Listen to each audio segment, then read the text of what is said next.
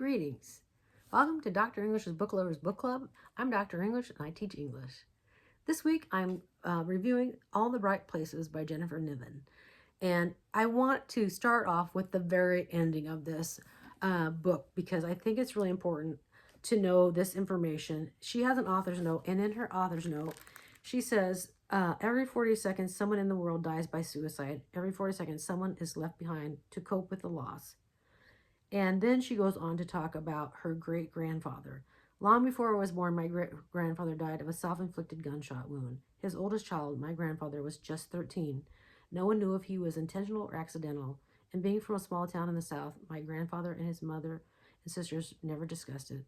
But that death has affected our family for generations. And I feel like I wish she would have put this at the beginning.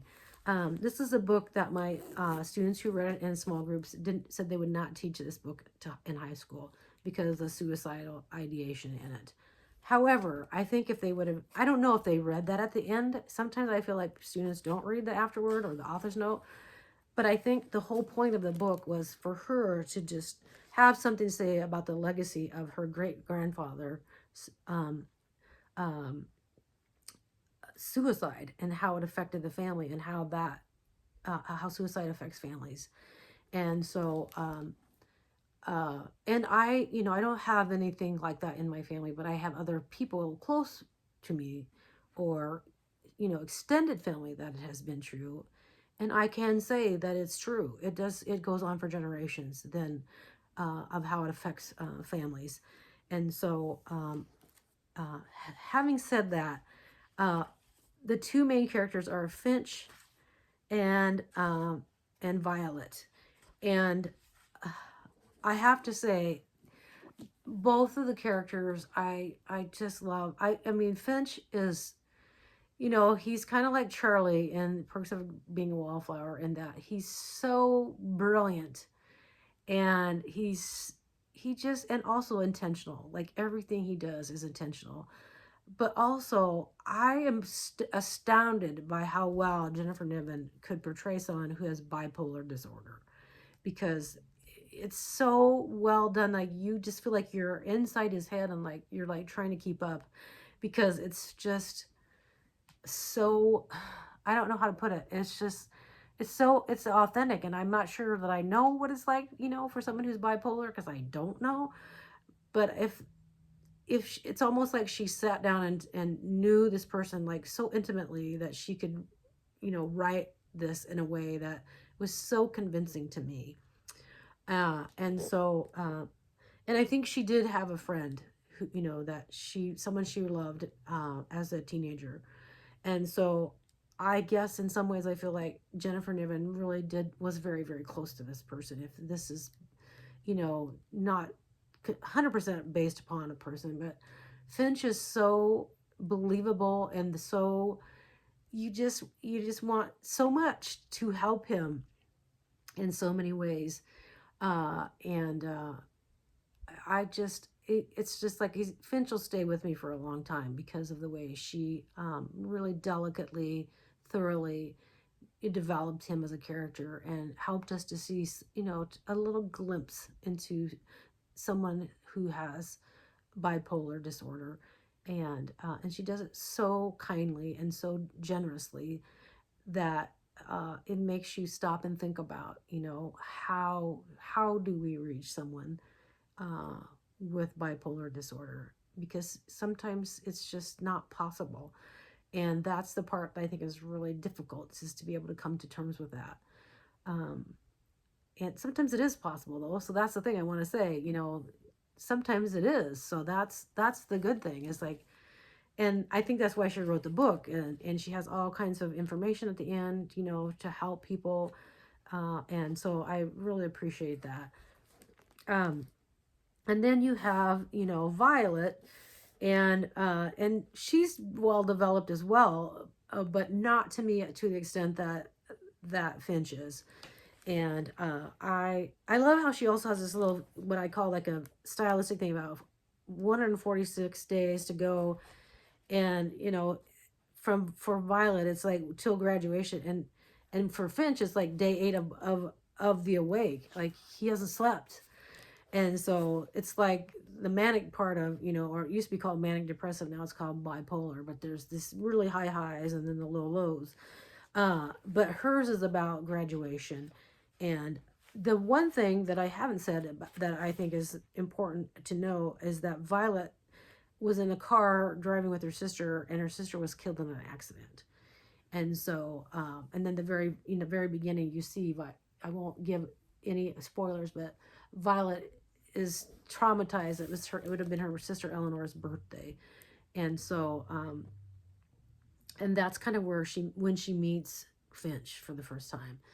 And so, but Violet is, she's a lovely character too, obviously, but I feel like she is, she has her own trauma. And so I'm not saying it's lesser trauma, but she's been traumatized in her life and is dealing with some things too. And it's like Finch takes it upon himself. Like he wants to show her, all the bright places in Indiana. That's the other part of it that I just fell in love with is like, growing up in Nebraska, it's like every state has their quirky things that, that are only in their state. And so he wants to take her to see this shoe tree and this farmer who made a roller coaster, and then this big ball of paint. And in Nebraska has Carhenge out in western Nebraska. There's all these really bizarre little things. And so Finch is like the kind of person who just wants to show her that even, if you're in Indiana, she had come from California, that there are places to see and quirky things. And, it's really well done. I really love that because I've been a place conscious educator for my whole career. And I think place is important. So I loved so much that Jennifer really highlighted some of these quirky places in Indiana, that because I've driven through Indiana and I'm like, it's Indiana, it's southern Indiana, it's, close to Ohio or Kentucky. But you have to get out on the roads, to get to know some of the quirky things about some of the Midwestern states. We don't maybe have the ocean and we don't have the mountains, but we have quirky things in Middle America. So I really appreciated that from Jennifer. And so for me, it's just worth the read to just, know about these two people, kids in high school, trying to get through life in a small Midwestern town in Indiana or Nebraska or Iowa or whatever. It's all good. So, one thing I will say, there's one piece I want to read. It's kind of long, but I just loved it so much because I just could see these farmers, with Finch coming up to them. And it's so I'm going to pick it up about, he wants to get some flowers for Violet, and he just stops at this farmhouse that has a greenhouse. And the wife answers the door and she's like, you have an emergency. And then she tells her husband, this young man is having an emergency. And so then I want to read what happens with this farm couple that I can imagine in my mind as my own grandparents on the farm. So I explained to myself all over again to him. She looks at him and he looks at me, and then he calls to someone out inside telling them to stir the cider. And out he comes, napkin blowing a little in the cold wind, and I walk beside him, hands in my pockets as we go to the nursery door, and he pulls a janitor's keychain off his belt. I am talking a mile a minute, thanking him and telling him I'll pay him double, and even offering to send a picture of Violet with the flowers, maybe violets, once I give them to her.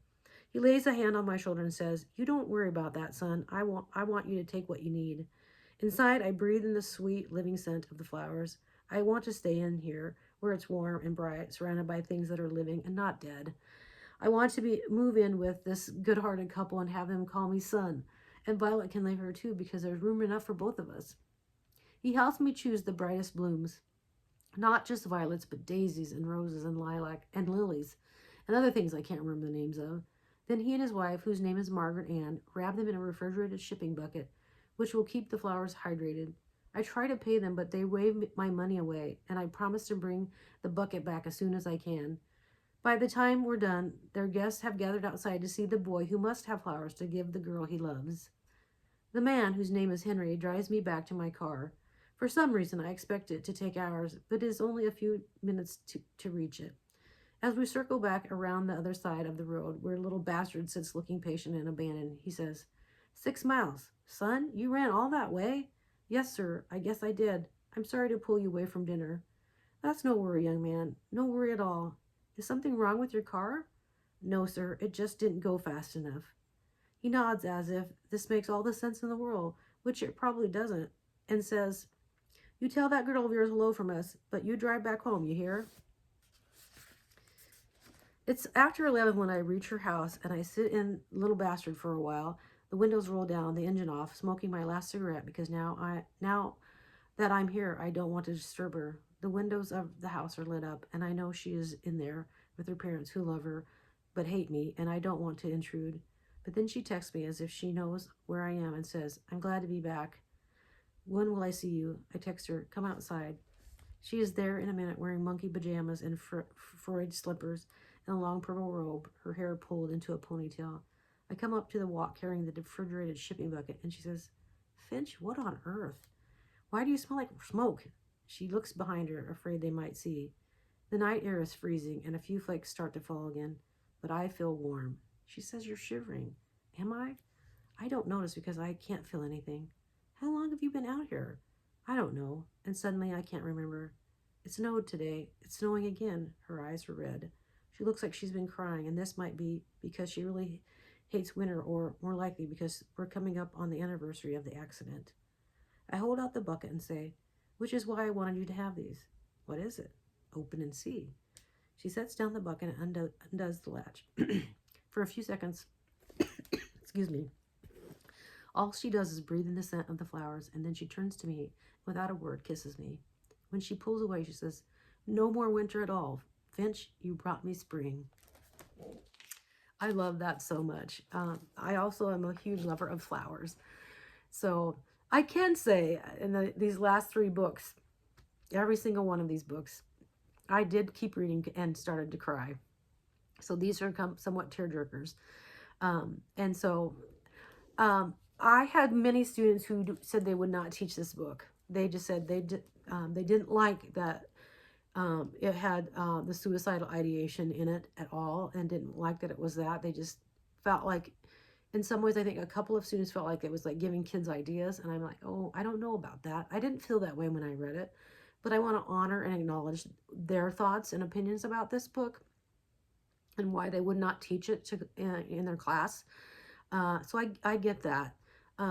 I think some of them felt like, yeah, maybe you could put it on your shelf. I don't think, some of them wanted this book to even be in a book club, but I think it should be in a book club. I think if they read all the way through and then read what Jennifer Niven said about how the death of her great grandfather affected the family for generations, I think it's really important. And so, yeah, I think it'd be a little bit tough to teach this to a class and not have parents get worked up about it.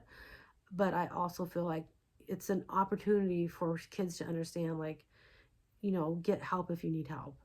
And so definitely I would say book clubs or novel panels or lit circles for this, and definitely on your shelf.